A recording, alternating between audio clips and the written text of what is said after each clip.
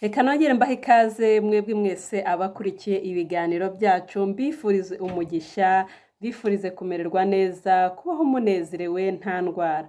Uyu munsi rero twagarutse nanone aho tugiye kuvuga ku biribwa bitanu bituma umusatsi udakura. Ndabizi abadamu benshi, igitsina gore, benshi bakunda umusatsi, baba bumva babaho bafite umusatsi umeze neza, usa neza, muremure. Niyo mpamvu rero uyu munsi nabateguriye ikiganiro kivuga ku biribwa bitanu bituma umusatsi udakura, bituma umusatsi upfuka, bituma umusatsi umera nabi. Kandi igitangaje ibyo biribwa buri munsi turabibona ku mafunguro yacu ya buri munsi usanga abantu twese turi kubirya, turi kwitabira, na cyane ko biryoha. Ikaze rero ni muganga Theophila muri kumwe nk'ibisanzwe mu kiganiro Rengera Ubuzima. Uyu munsi ho twaje kurengera umusatsi, ubane natwe kugira ngo nawe ujye ubasha kurengera wawe. Nyamuneka niba ukunda ibiganiro byacu rwose ntugende udakoze subscribe, turabigusabye kugira ngo dukomeze twagure uno muryango, tugire umuryango mugari, umuryango ukurikira inama zivuga ku buzima. Ikiribwa cya mbere rero reka dutangire ni isukari nyinshi. Isukari nyinshi mwese murabizi uburyo isukari iryoha. Isukari iraryoha pe kandi cyane. Kuba rero iryoha cyane bituma abantu benshi bayinywa, noneho muri kwa kuyinywa ugasanga umuntu nta kigero ari gufata cyo kugira ngo agarukireho. Isukari nyinshi rero iri mu bintu byangiza umusatsi, iri mu bintu bituma umusatsi udakura, iri mu bintu bituma umusatsi upfuka, kuko iyo imaze kuba nyinshi mu mubiri iragenda igatuma za ntungamubiri zafashaga umusatsi zangirika ntizigere ku musatsi. Nyamuneka rero niba ushaka umusatsi mwiza muremure rwose ukura cyane kandi ukura neza udapfuka, isukari yihorere, yigabanye mu byo kurya byawe. Ntabwo mbwiye ngo uyireke burundu, ariko yigabanye, utangire ufate gakeya gake gake ako umubiri ukeneye katari bwangize. Na cyane ko mubizi ko ubundi isukari itera na diyabete. Icya kabiri rero ni amavuta menshi cyane. Amavuta menshi cyane rero tuvuga amavuta menshi cyane, tuba turi kugira ngo abantu mugabanye amavuta mu mafunguro yanyu ya buri munsi. Impamvu tubabwira kugabanya amavuta mu mafunguro yanyu ya buri munsi, iyo urya amavuta menshi uragenda ukagira ibinure byinshi bitanakenewe. Bya binure ugenda ugira byinshi bidakenewe biragenda bigafata muri ya mitsi imwe inyuramo amaraso, noneho bigatuma amaraso adatembera neza. Uko gutuma amaraso adatembera neza rero nibyo bituma na za ntungamubiri zageraga ku musatsi zibura, nizo zituma amaraso atembera nabi, ntagere hano gutya ku ruhu rw'umusatsi. Iyo amaraso rero atageraho hano gutya ku ruhu rw'umusatsi, bituma umusatsi woroha cyane ntukomere, hanyuma ugapfuka. Kanizere ko abantu tuganira, abantu babana natwe buri munsi rwose ibyo bintu bitazongera kubabaho, bagiye gutangira bakagabanya amavuta, bakarya amavuta makeya rwose ya yandi akenewe. Icya gatatu aricyo nanone dukomerejeho gituma umusatsi utamera neza ni kafeyine. Kafeyine ni ukuvuga ngo niba ukunda kunywa ibintu byuzuyemo kafeyine nyinshi. Murabizi ko abantu kenshi bafata ibintu birimo kafeyine kugira ngo babure ibitotsi cyangwa se basinzire gakeya. Rero umuntu ukeneye umusatsi mwinshi, icyo bigusaba wowe ni ugusinzira neza, ukaruhuka amasaha 7 kugeza ku 8, ya yandi rwose uzi twakugeneye, ya yandi uzi umuntu agomba kuryama kugira ngo abashe kumererwa neza. Iyo rero udasinziriye ya masaha yagenwe, n'ubundi nabyo bituma umusatsi wawe utamera neza, bituma umusatsi upfuragurika, ukajya usigaramo hano gutya mu gisokozo. Umuntu yasokoza ugasanga rwose umusatsi wuzuyemo hano mu gisokozo. Mujya mubibona, umuntu agasokoza ugasanga umusatsi wuzuyemo hano mu gisokozo. Akenshi rero iyo ukunze kurya ibintu birimo kafeyine nyinshi, iyo ukunze kunywa ibyayi birimo amakafeyine menshi, bituma za ntungamubiri zidakora neza, bituma udasinzira neza, bituma ibitotsi byawe biba bikeya kwa kudasinzira neza rero bigatuma umusatsi wawe wangirika. Niba ukunda umusatsi, nimba ukeneye umusatsi, gerageza rwose ibi bintu byihorere, utangire unywe amazi ahagije kugira ngo uruhu hano rwo ku mutwe ruhehere, hano umusatsi ukure neza.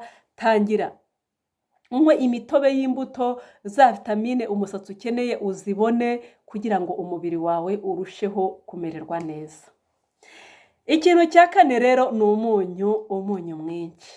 Nyamuneka impamvu babwira ibi bintu rega, ntago ibi bintu ari uko kubirya biraryoha, twese biraturyohera, ariko nyine kuko hari icyo dushaka tugomba no kubigabanya kugira ngo n'ibindi dushaka nabyo bigende neza. Nimba nyine dukeneye umusatsi mwiza, ni uko turi bubigabanye kugira ngo tugire n'umusatsi mwiza. Umunyu mwinshi rero wo ubigenza ute? Ni ukuvuga ngo uko umuntu ari kurya urugero rurengeje rw'umunyu, ruragenda rugatuma umubiri ubura amazi. Nuvuga ngo umunyu nuba mwinshi mu mubiri, birasaba ko n'umubiri uri bukoreshe amazi menshi kugira ngo ujye kugabanya umunyu mu mubiri wacu. Ya mazi rero nakamuka, rwa ruhu hano rwo ku mutwe rurumagara, uko rwumagara n'umusatsi urumagara, utangire worohe cyane, nukozamo igisokozo umusatsi uhite upfuka. Ni byiza rero ko utangira kuwugabanya gahoro gahoro. Ntabwo nkubwiye ngo uwureke kuko mu munyu harimo n'imyunyungugu igenda igafasha mu magufa. Ntabwo rero nabyo ari byiza ko wawugabanya ngo urangize uwureke, ahubwo gabanya urye mukeya, umuri wigirira akamaro umubiri wawe. Ikintu cya gatanu ni inzoga nyinshi. Hari abantu benshi pe banywa agacupa umuntu akakanywa kakumvisha, ariko nimba ukeneye umusatsi mwiza cyane, ndavuga igitsina gore, inzoga nyinshi uzihorere, utangire uzigabanye, kuko inzoga ziragenda zikangiza za vitamine umusatsi ukenera. Buriya mu byo turya byinshi hari vitamine umusatsi ukenera cyane, urugero nka vitamine B na zinc. Izo ntungamubiri ebyiri umusatsi urazikenera. Iyo rero ubuzemo, iyo unywa inzoga nyinshi, za ntungamubiri zirangirika. Uko zangirika rero, ibi biragenda bigatuma umusatsi wawe wumagara, bigatuma umusatsi woroha, ugatangira gucika, mbese ugatakaza icyizere cyo kumera neza.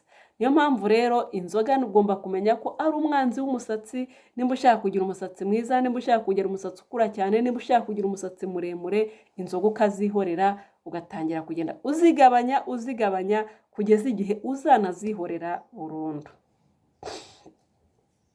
Nk'uko rero uko ibiribwa turya byangiza umusatsi wacu, ibi biribwa byinshi mbabwiye, byinshi turabifata ku mafunguro yacu.